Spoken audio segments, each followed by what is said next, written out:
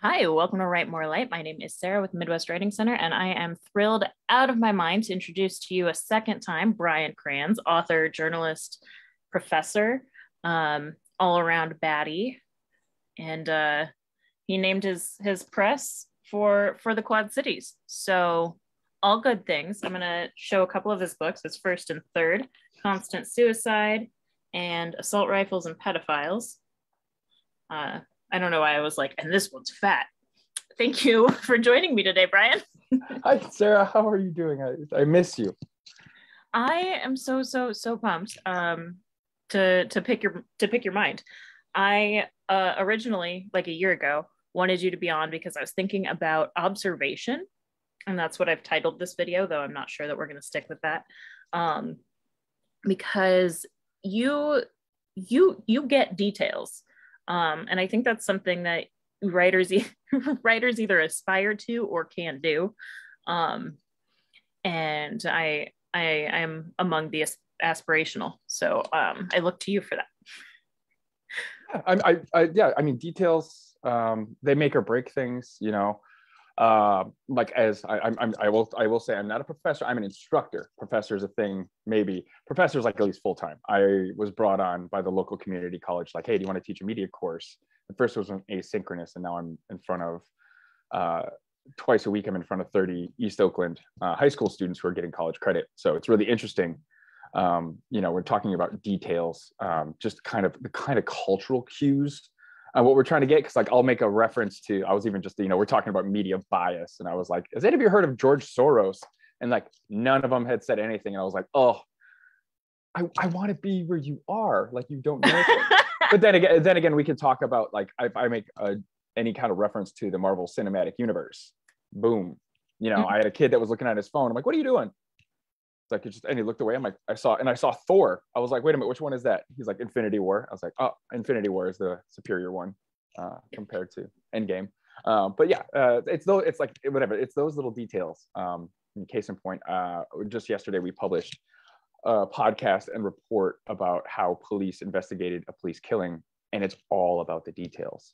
You can just, we played the audio tapes of where the police were interrogating, we're all, me and you are in the same police union. I just happened to kill someone at a Taco Bell drive-through, and you just hand me these little softball questions so that we can check the details off of the legal requirements of justifying a homicide. So yeah, the details that Taco Bell was specific. Were you here? Were you working in the Quad Cities then? Mm-hmm. Okay. Yeah, I covered that case. You're talking about the Adrian Reynolds case? Yeah. Yes, I covered that one. And it was not lost on me. And it was kind of just being like, wow, well, too much of my career has centered on bad events that happened at Taco Bell's. Oh, I didn't know that. I thought that was like a hypothetical about the Taco no. No. That was a very real one. Yeah, the case that happened today was in Vallejo, California, which is about an hour drive from here, but it's part of the San Francisco Bay Area. It has a very aggressive police department. So that's one way. What's one place that I've been writing. A lot of the details of these stories that happened out of there. Like we're talking about my fiction writing. Like if I would put these details in a book, if you were my editor, you would come up and say like, that would never happen. That's too unreal. Like you're not even trying. And I'm like, yeah, but like it's real here. Here's the thing. I'm not trying. It happens. Yeah. So.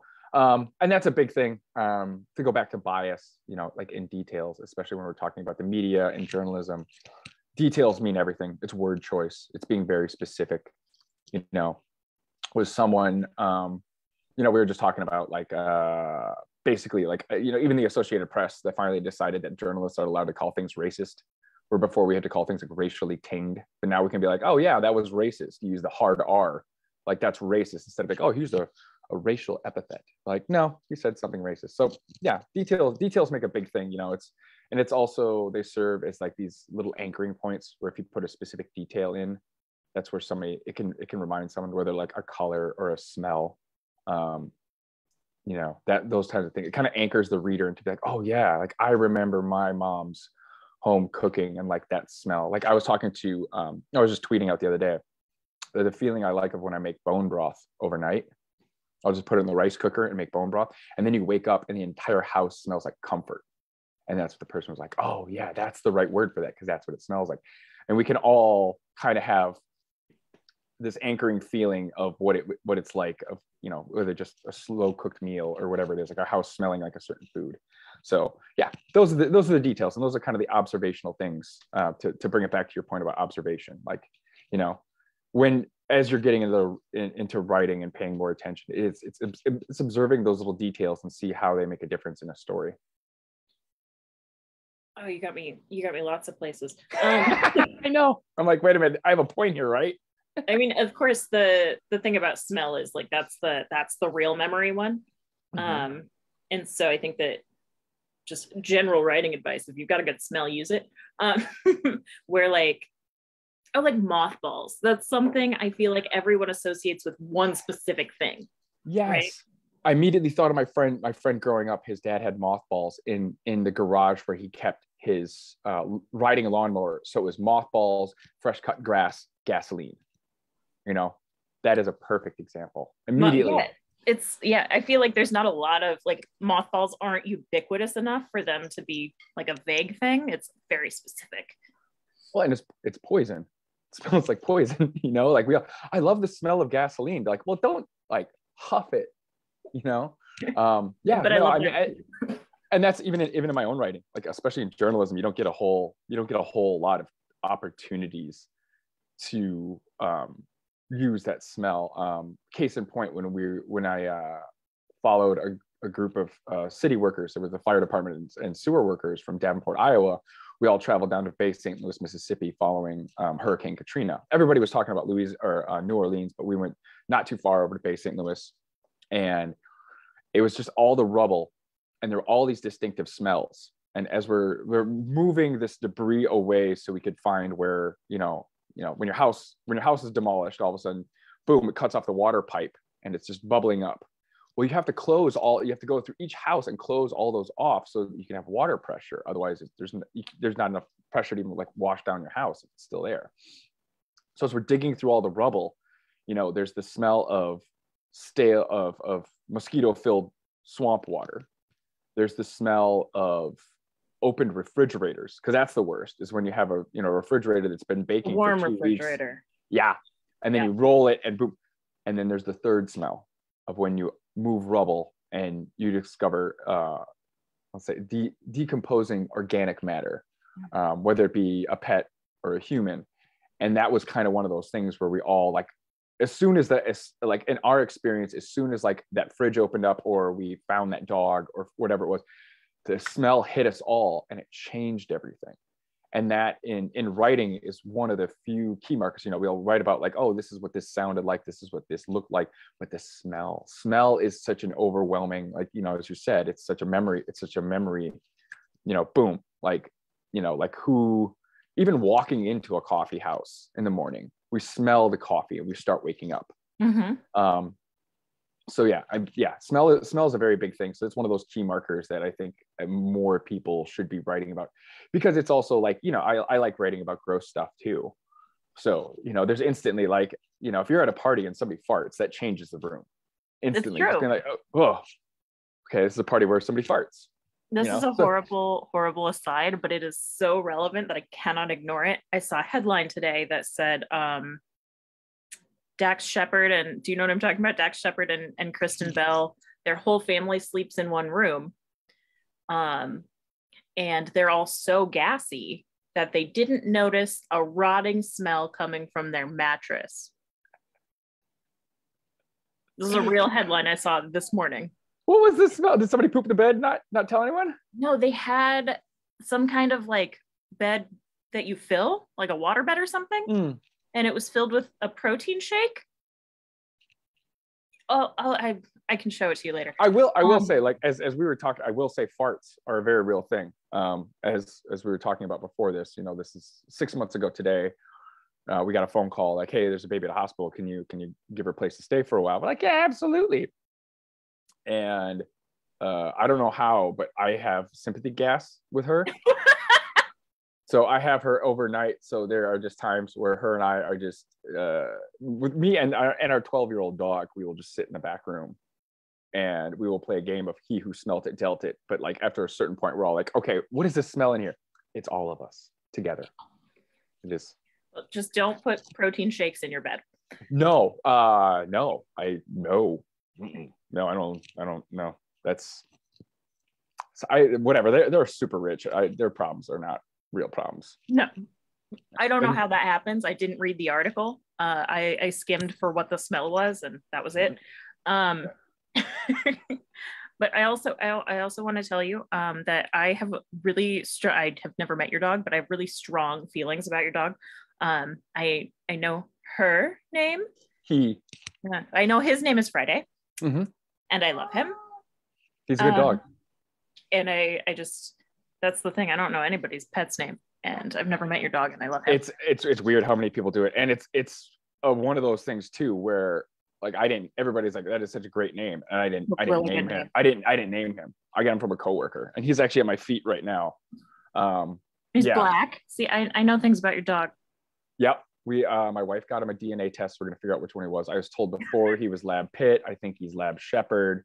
We've had so many people ask after more.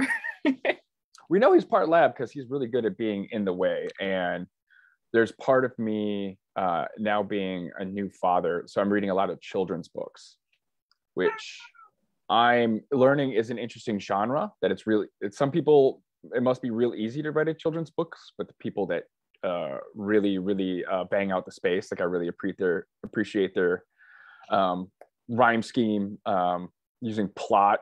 I know I'm reading to a 6-month-old, but I'm still someday I want to write a children's book about Friday specifically for my foster daughter. I think that would be wonderful. Who's screaming at you in the background? Is it your cat? That's a cat. Sometimes when I'm on the phone, people think I have a screaming baby, and I feel really, really bad about it. One of my cats can open doors, and one of my cats is loud, and this happens sometimes. What is one of my favorite parts of Reddit of cats who yell? That is. I should get myself some Reddit gold with this buddy of mine. So I would love, not right now because I don't want to tell the whole world what I'm up to, because I'm very popular. But I have some kids' books ideas that I think you would be better at than me, and that's fun. I want to collaborate with Brian Krans. I'll say, yeah, I'll be more of an editor. I'm having, at this stage in my career, I'm having a lot of fun pushing people to do their own projects. Mainly because like I haven't written any fiction since when was my last one came out? Last book in 2014. Yeah. Mainly because like I can't, I've been freelancing ever since then, and I did grad school, and it's really hard for me to it's really hard for me at the end of the day to write fiction when I'm knowing like, oh, this is going to come out for several years. Like, well, it's whatever. It's my dedication to the craft is well, actually, so I mean, I want you to keep writing fiction. I'm a big fan. I was actually so embarrassed / thrilled the first time not the first time I read your book. When I read your first book, I wrote a review on the book review website, and I was so scared you were going to see it. Which, like, of course you will. Like, that's the point. I had 3 people writing reviews about my work, so of course I was going to see it.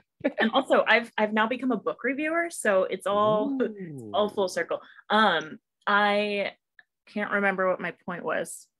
You're writing a review and I love your books. I love your books. I appreciate that. That was the first time I think I read a book by someone I had met in real life. And I still have this problem where I'm very afraid to read people I know because, like, what if I don't like it? Or what if it like objectively sucks? I mean, I had one of my coworkers at the newspaper I was working at the first time when I wrote A Constant Suicide, and they left an anonymous review on Amazon of it being like, oh, these characters are just flat and blah blah blah blah blah and like one dimensional, and I was just like, dude, I know it was you, and also like, why would you do that? Like I get it, like, cool, like if you don't like it, but it's like kind of, and it's the same thing when I was reviewing books. It's just for Skate magazine. Like, it's one of those, like, if I'm reading a book and I don't like it, I move on to something else. Like, I don't, like, this is my wife and I's book collection. We have more over there, And I even told her, like, when we move, I'm excited for a purge to go through, like, oh, these are books that I bought, or I bought and I didn't enjoy, or like I knew the author and I wanted to support them, but like it wasn't for me. Because I could try to be careful, like, oh, it's, they could say if something's objectively bad. That's fine. But just a lot of times. Well, yeah, I'm not ever going to go out of my way to like, I mean, that could ruin someone, Yeah. And, it's like, like, hey, don't ever write again. Like I want to say though, if someone thought that the characters in Constant Suicide were flat, and granted, okay, I haven't read it in like 15 years or something. I don't think it holds up, honestly. I don't know. But I kind of think the point of writing something from it's first person, right? Mm-hmm. Yeah, from the point of view of someone who's so depressed, is like, it's going to be a little flat. Yeah. That's what depression feels like. Yeah. The main character killed himself in the second chapter. On the first page, second chapter, by the way. It's gonna be a little dark. Where'd you want that to go? Somebody's reading like assault rifles and pedophiles and just be like, well, it was too dark. I'm like, which part of the three words of the title? and that's fine also too, because that's the same thing. Like, like writing has always been an exercise for me. It's always been like something about mental health. And obviously you can read through those books, and I was definitely working out something. And like a lot of the emotions that I felt with A Constant Suicide, like I no longer feel anymore, obviously, because, I put them on paper, which made them tangible. I could crumple them up, I could throw them away, but instead I'm like, I just shared it with everybody. And, people coming back like, hey, like, I identified with this. I really appreciated this. And, I haven't read my books. I don't know how well they hold up. If everyone's like, hey, we're going to adapt this for screen, I'm like, hey, let's update it so it's more modern. Plus, like I've been writing professionally now for almost the last 20 years. So my writing is definitely better. I mean, I imagine there's some use of passive tense that I probably could have avoided. But it doesn't matter. All that, it's when I teach a class at the Midwest Writing Center, why did you self-publish? Because I wanted to be an author. I didn't want to have to, because like when I was writing books in the Quad Cities, what was really popular? Twilight, Sparkly Vampires. Like, I don't want to write that. I want to write what I want. I want to tell my stories. I want to get them out. That's even now when I'm selling the books for a penny. Is the point of making money? No, the books are paid for. They need to go exist out in the world. Somebody can either enjoy them. I mean, as we know now, places are banning books. There's videos of people burning books. The best thing in the world that could happen to us as writers is that somebody bans my book. Like this book isn't being allowed. Like, well, there's only 1,000 copies in existence, and then all of a sudden, boom, it's popular. But it's yeah, and I guess that's a lot of the big thing when people were talking about, the title of the series is Write More Light, and people that are afraid, like whether or not to be writing, to have that kind of spotlight on their work, where someone's like, well, what if somebody doesn't like that? You know what? You can just not like that person, or just identify, just like, cool, well, you weren't my intended audience. This wasn't for you. This was for me. And this book will find it. I had a guy in Africa was like, oh, I was traveling and someone recommended your book. And I got a copy of my book, and it's there's a copy of my three novels on every continent in the United States, including Africa or Antarctica, because I know somebody from NASA that went down there and took my books there. There's, and if I decided like, no, what if somebody doesn't like my writing, or what if somebody else doesn't think I'm good enough? Well, then I wouldn't have that. My books have traveled further than I ever will. Even now, when somebody buys my book, they, like, where can I buy a copy of your book? I'm like, buy it straight from me. I'll autograph it. I'll send it to your friend, whoever you want. Like that for me has been part of the self-publishing process. It's not just being like, cool, like making all the final decisions, but then also communicating with writers and stuff like that. And it all just goes down to, from the very beginning, of me having the audacity of thinking that anything I would have to say is worth putting down into writing or sharing with anyone. You kind of have to have that little bit of ego. Like, I guess the best writing thing is so important to have. Oh, go ahead. Sorry. No. I'm agreeing. Hi, baby. I think it's so important to believe that it is worth saying what you want to say. I think that's the special thing that artists have. I think that probably all people naturally are just holding him are artists, but the difference is, believing it's worth making, right? somebody started telling us that our worth is tied up in our productivity instead of our passions. And well, it's publish or perish, right? Yeah. Like put something out or die. And thankfully that's the beautiful thing of journalism, is that it's my day to day. So I do get to put stuff out. So I do get to have, like the podcast we put out yesterday, I get to put it on Twitter. People get to react to it. I feel like I did something. I didn't prepare links. Can you give me the name of your podcast, the place to find it? Oh yeah, you can go to myself and two of my journalism buddies created a place called vallejosun.com. Vallejo is a city that the big media company came in and bought everyone out. They sold off all their assets. They drained the newsroom, and all of a sudden there's like one reporter left, and he ended up getting fired. So we picked him up. Yeah, it was just one of those places where like in 1 year, police officers killed 6 people, and there's no one paying attention to the day-to-day practices of what's going on. And, we just know as journalists, you go and cover a meeting or you go cover a court hearing, everybody notices when there's someone in the back, there's a notebook out. Like, why are you taking notes? Why are you taking notes? Did you know this is open to the public? Yeah, just being like, it's always like, who are you and who are you with? Just being like, oh, wow, legally, I don't have to answer any of that. So yeah, that's kind of like the fun thing, at least with journalism, is it does have that publish or perish. And that's a hard thing too, is once, writing, you get that first book out, then it's the second one. Everyone always says the second one's the toughest. I've heard. I had to move to I had to sell everything I own, move to California and go work in a kitchen in order for me to finish my second book. Like it was just excruciating. But it's the process. And of course, it's the people you surround yourself with. You need to hang out. You need to have 2 groups of friends. You have groups of friends that are writers, and then you need to have a group of friends who are not writers. Because if you just hang out with writers, then it's all. No, I'm with you. I mean, when people start talking about like, oh, the publishing world, I'm like, I'm not part of that. Like my wife is in education. Meanwhile, I teach. Like I don't know all of the ins and outs of the politics and all the things, but I like being in front of a group of students and being like, hey, so we're going to talk about the media. Here's what we're talking about. But like, letting them know what is the baseline of everything in the media? It's writing. No podcast is going to be made without a script. No movie is filmed without a script.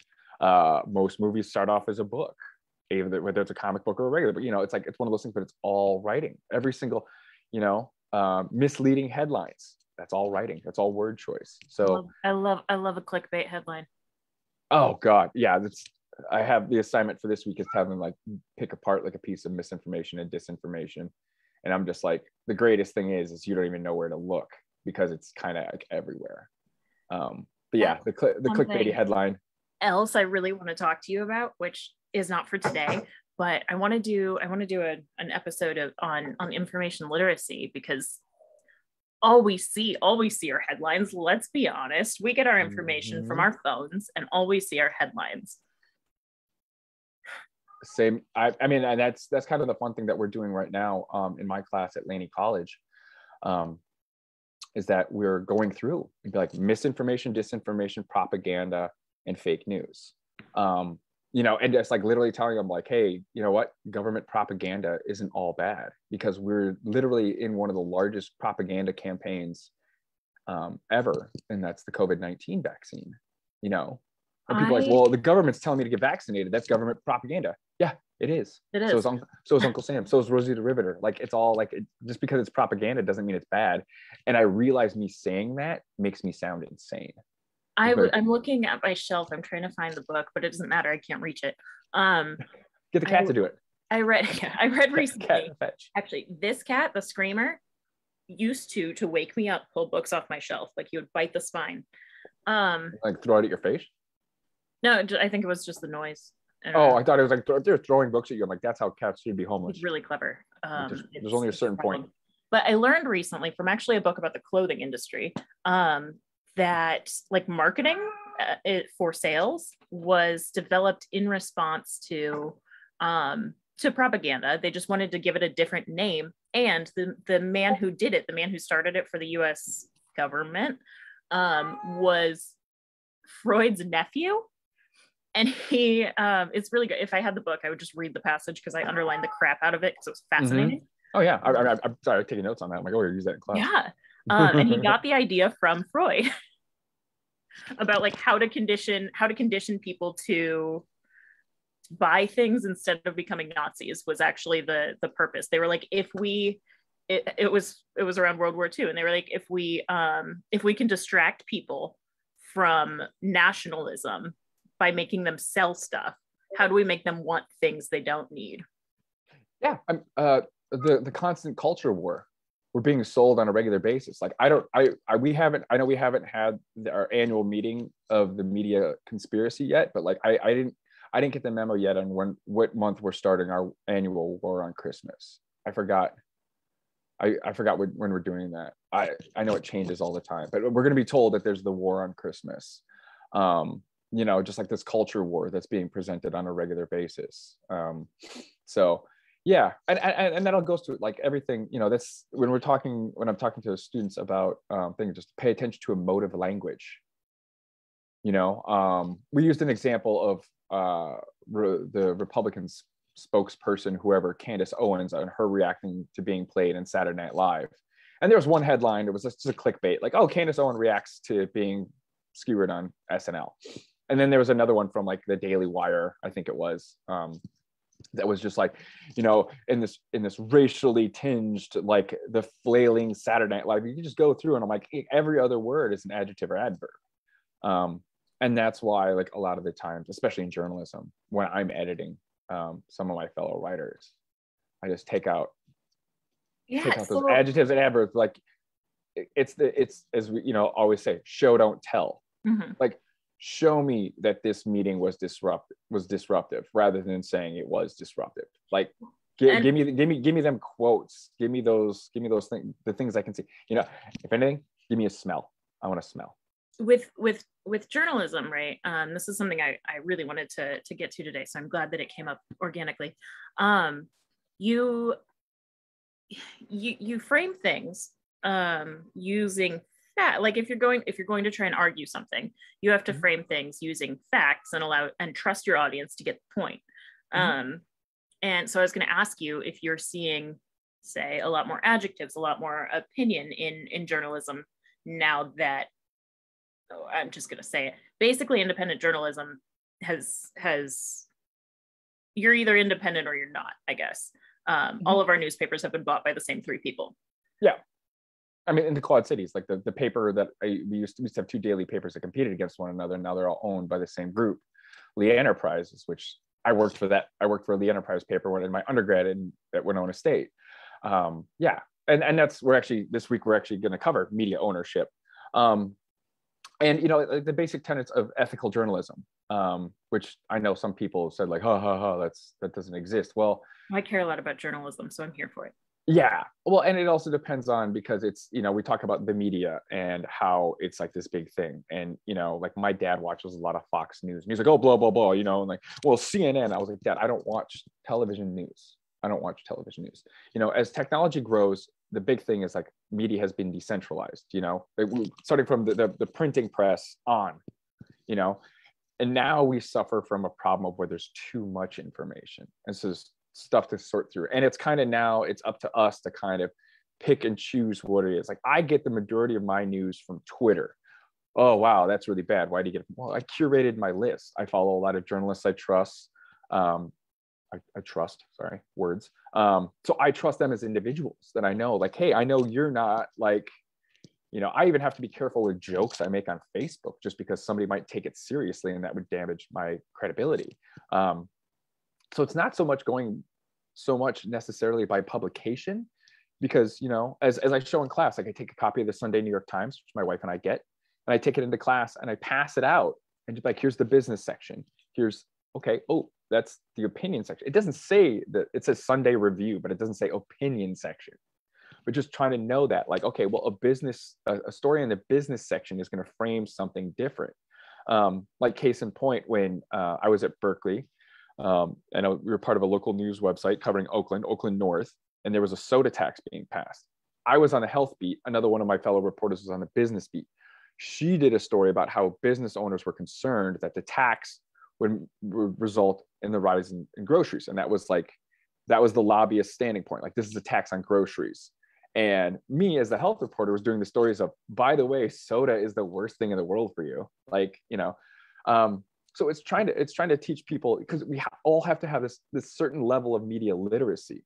And so I'm having a good, there's some kids that don't even want to look away from the phone in the class, and I'm trying to get to them, because I'm also like, case in point, the way that I got the most eyeballs to look at me is when looking at the Russia and Ukraine deal, and how Russian propaganda is being used to like light up Ukraine. Like Saturday Night Live did their cold open on it.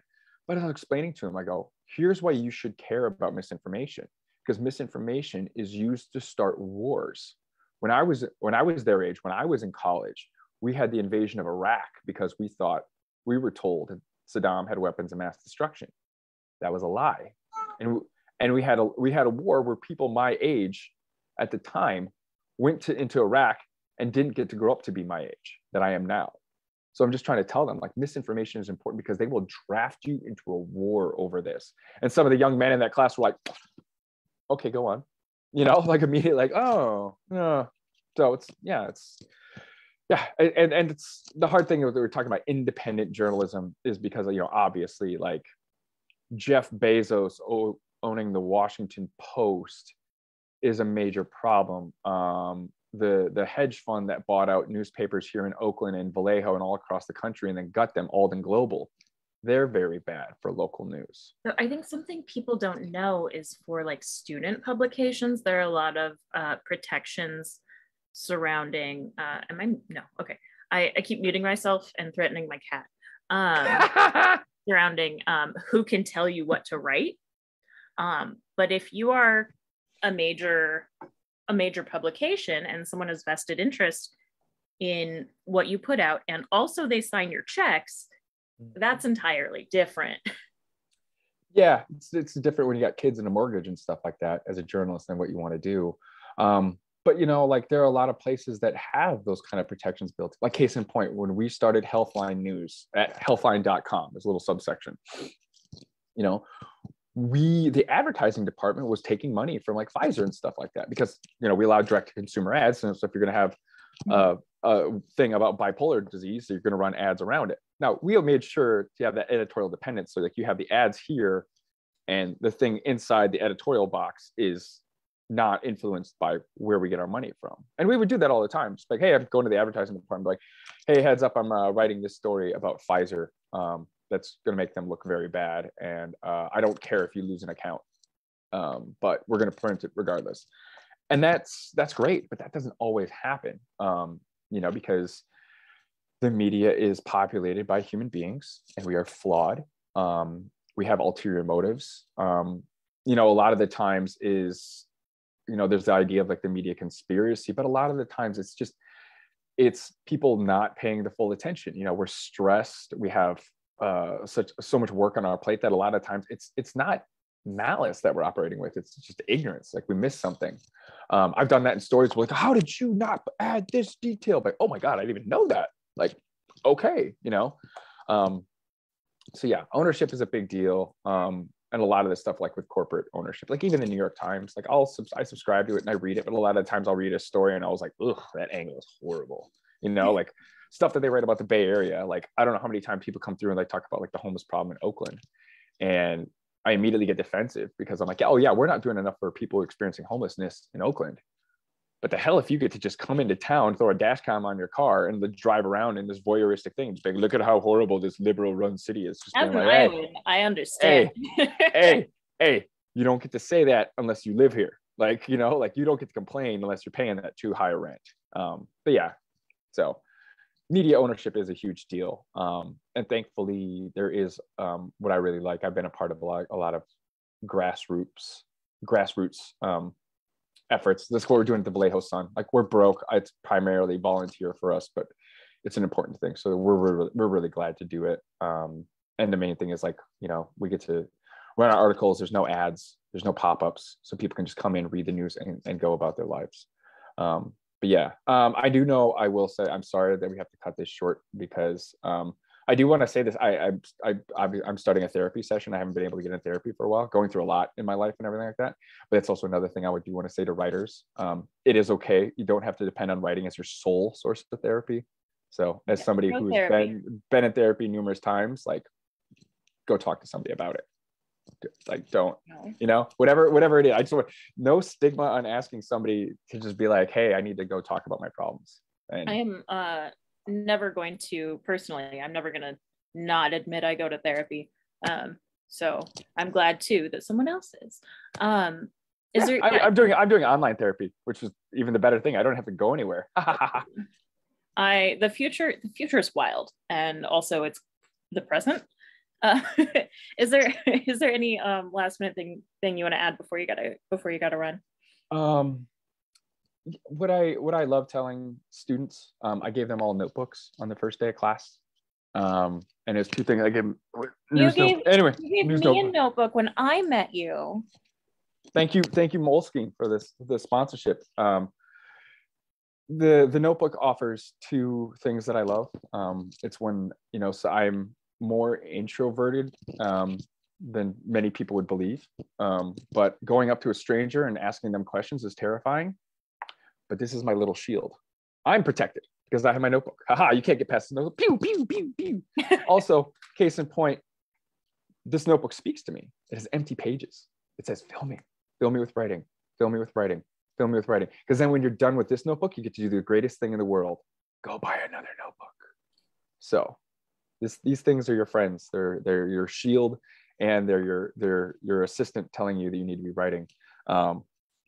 And it doesn't matter if it's good or not. It's as long as your pen's moving. That's the most important thing. So you can write more light into your life. That was really beautiful. I mean, not just the slogan, which I obviously love, but I really believe in what you're saying, and I thought it was really beautiful. And I'm not even selling anything. I mean, I am selling books at rocktownpress.bigcartel.com. They are one penny. They remain one penny because all of my supporters have helped me pay for all the books, and I don't want to move another time with having boxes of unsold books. So if you need something to read, rocktownpress.bigcartel.com. They come directly from me. I can autograph them for you. I can dedicate them to somebody else. Yeah. And I will say there's a third book I'm not holding right now, which is also very good. It's called Goose Tag on the Highway. Yeah, that was a fun one to write. It's a perfect summer reading. But I must go. I don't want to be late for my first meeting. So Sarah, thank you so much for having me on. And God bless Midwest Writing Center. I love you all. Bye. Bye. I am going to close up a little bit now that we're alone. I want to give, of course, a bajillion shout outs to Brian Krans, who was once my writing teacher. And so I know that I have great faith in his teaching and in his journalism. He's given me a lot of faith. He's given me faith in an industry that we see changing very drastically, very quickly. But also he's a really, really wonderful writer. And the reason that I wanted to talk to him about the power of observation is because of how good he is at details. So I do, of course, recommend his books. But I also recommend that you as writers in the world, go about your day noticing things and supporting people who are doing the things that you care about. I'm gonna leave it at that. It's a little lonely. Of course, I was just gonna skip my ending, but upcoming events with the Midwest Writing Center. We actually had to push back the beginning of our workshop, our 6-week workshop, The Heartwork of Writing, which is a generative workshop for women and femmes. It's 6 weeks, once a week. It's generative. Tanea Winder, who's a super talented, well-known poet, author, speaker, musician, will be leading it. We'll be learning how to really mine ourselves for content and how to be better writers. So that's going to be starting next week instead of yesterday. So it's pretty exciting. You can still sign up, still catch the full 6 weeks. We, of course, have our bespoke poetry going on right now. That is custom written poems just for you based on whatever it is that you want written. Those start at $20. We've just got a quick Google form you fill out, and we need 5 days notice. So if you've got like a birthday coming up next week, get that into us now. Let's see, we've got Iron Pen. That's the 25th and 26th of this month of February. That will be 24 hours to write your best piece of fiction, poetry, or nonfiction, or all three if you're ambitious. The prompt will go live at 5 p.m. on February 25th. Your writing is due at 5 p.m. on February 26th. Next week, I think next Tuesday, we have a reading from These Interesting Times at the Moline Public Library, but that of course will be virtual. So you can join me right here at 6:30 p.m. With the Moline Public Library, with a bunch of the contributors to These Interesting Times. I will be moderating a Q&A. It will be wonderful. We've got a lot more stuff coming up in March and April, so stay tuned for that. And as always, please write more light into your life.